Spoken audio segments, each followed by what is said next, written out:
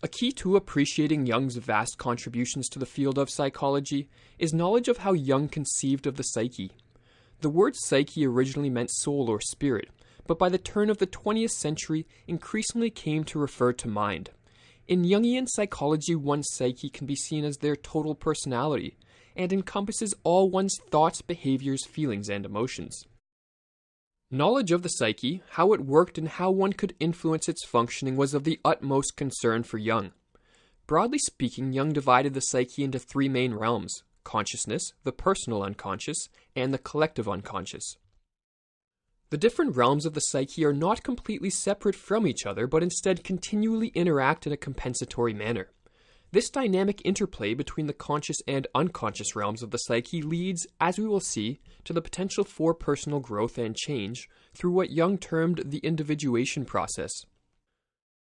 Before examining in more detail the unconscious realms of the psyche, we will first discuss consciousness, that realm of the psyche most familiar to us.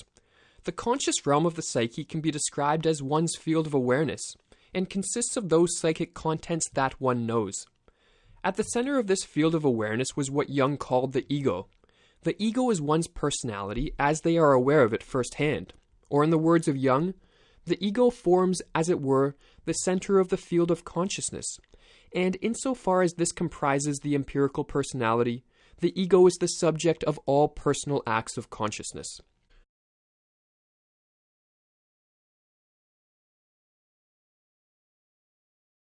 The ego plays a crucial role in each person's life as it acts as a gatekeeper which influences what contents of experience are reflected in consciousness and which contents are eliminated, repressed, or ignored. The ego, in its role as gatekeeper, helps determine the content of the next main area of the psyche we will look at, the personal unconscious. As Jung wrote, "There are certain events of which we have not consciously taken note. They have remained, so to speak, below the threshold of consciousness. They have happened, but they have been absorbed subliminally." These events that have been absorbed subliminally occupy the personal unconscious. The word subliminal translates to below the threshold, so what Jung means is that there are many events that the ego represses or disregards for various reasons, be it that they are too distressing or simply forgotten or deemed insignificant.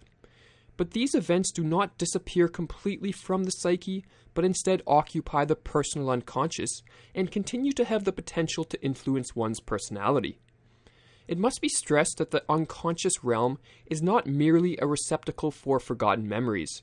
Rather, as we mentioned earlier, the unconscious and conscious realms of the psyche dynamically interact, both playing an integral role in the life of the individual.